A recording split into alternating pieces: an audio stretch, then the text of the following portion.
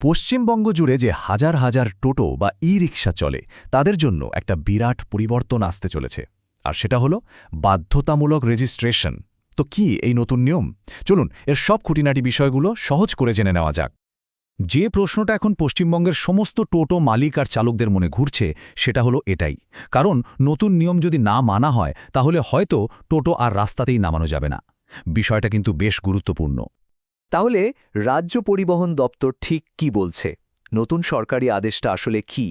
খুব সহজ করে বললে এখন থেকে রাজ্যের প্রত্যেকটা টোটোতে নাম্বার প্লেট লাগানোটা মাস্ট।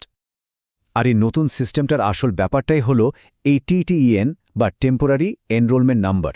মানে প্রত্যেকটা টোটোকে একটা ইউনিক নম্বর দেওয়া হবে, আর তার সাথে থাকবে একটা কিউআর কোড স্টিকার। এটাই হবে গাড়ির আসল পরিচয়।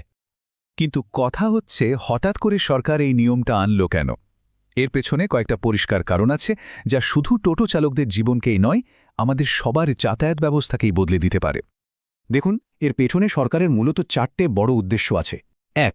রাস্তায় টোটোর যে অনিয়ম বা দৌরাত্ম্য সেটা কমানো। 2. রাজ্যে ঠিক কতগুলো টোটো চলছে তার একটা পাকা হিসেব তৈরি করা। 3. কোন রুটে কোন টোটো চলবে সেই রুটগুলো ঠিক করে দেওয়া। আর 4 নম্বর এবং খুব গুরুত্বপূর্ণ, চালকদের একটা ইন্স্যুরেন্স বা বীমার আওতায় নিয়ে আসা। আচ্ছা, এবার আসা যাক সবথেকে জরুরি জায়গাটায়, মানে টাইমলাইন আর পুরো প্রসেসটা কি। কারণ সময়মতো কাজটা না সারলে কিন্তু সমস্যায় পড়তে হতে পারে। এই ডেটগুলো কিন্তু একদম ক্যালেন্ডারে মার্ক করে রাখতে হবে। 13ই অক্টোবর থেকে টোটো আইডেন্টিফাই করার কাজ অলরেডি শুরু হয়ে গেছে। এটা চলবে 13ই নভেম্বর পর্যন্ত। আর রেজিস্ট্রেশন কমপ্লিট করার লাস্ট ডেট হল 30শে নভেম্বর। পুরো ব্যাপারটা কিন্তু খুব একটা জটিল না। 3টে সহজ স্টেপ। প্রথমে সরকারি আধিকারিকরা টোটোটা আইডেন্টিফাই করবেন।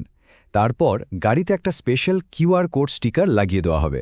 আর শেষে অনলাইনে বা কাছাকাছি কোনো সরকারি কেন্দ্রে গিয়ে রেজিস্ট্রেশনের কাজটা সেরে ফেলতে হবে। তো যে প্রশ্নটা সবার আগে মাথায় আসে, খরচটা কত? এই পুরো রেজিস্ট্রেশনটা করতে মোট কত টাকা লাগতে পারে? প্রথমেই রেজিস্ট্রেশন প্রসেসটা শুরু করার জন্য একটা ওয়ান টাইম ফি দিতে হবে। সেটা হলো 1000 টাকা। কিন্তু এখানেই শেষ না। প্রথম 6 মাস কোনো টাকা লাগবে না, কিন্তু 6 মাস পর থেকে প্রতি মাসে 100 টাকা করে, বছরে মোট 1200 টাকা দিতে হবে। কিন্তু যদি কেউ এই রেজিস্ট্রেশনটা সময়মতো না করে, তাহলে কি হবে? সত্যি বলতে ফলটা কিন্তু বেশ গুরুতর হতে পারে। দেখুন, যারা নিয়ম মানবে আর যারা মানবে না তাদের মধ্যে পার্থক্যটা হবে আকাশ পাতাল। যে টোটোগুলো রেজিস্টার্ড সেগুলো নির্দিষ্ট রুটে চলতে পারবে, বীমার সুবিধা পাবে। আর অন্যদিকে যেগুলোর রেজিস্ট্রেশন থাকবে না সেগুলোকে বেআইনি বলে ধরা হবে। পুলিশ তাদের বিরুদ্ধে ব্যবস্থা নেবে, রাস্তায় চলাচল বন্ধ করে দেওয়া হবে।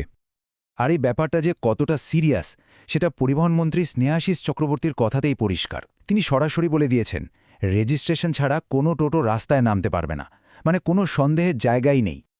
চলুন তাহলে পুরো বিষয়টা একবার ঝালিয়ে নেওয়া যাক, আর এটা নিয়েও ভাবা যাক যে এর ভবিষ্যৎটা ঠিক কি হতে চলেছে। সব ভুলে গেলেও এই 3টে তথ্য কিন্তু একদম মাথায় গেঁথে নিতে হবে। রেজিস্ট্রেশনের শেষ তারিখ 30শে নভেম্বর। শুরুতে লাগবে 1000 টাকা, আর 6 মাস পর থেকে বছরে খরচ হবে 1200 টাকা। আসলে ব্যাপারটা শুধু এই রেজিস্ট্রেশনেই থেমে থাকছে না, এটা তো সবে শুরু। এরপর ধাপে ধাপে টোটোর জন্য নির্দিষ্ট রুট তৈরি করা হবে, চালকদের ইন্স্যুরেন্সের আওতায় আনা হবে।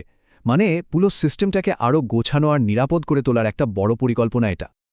আর সব শেষে একটা খুব বড় প্রশ্ন কিন্তু থেকেই যায়, সরকারের এই বিরাট পদক্ষেপ কি সত্যিই পশ্চিমবঙ্গের লক্ষ লক্ষ টোটো আর তার উপর নির্ভর করে বেঁচে থাকা পরিবারগুলোর জন্য একটা সুশৃঙ্খল ভবিষ্যৎ আনতে পারবে?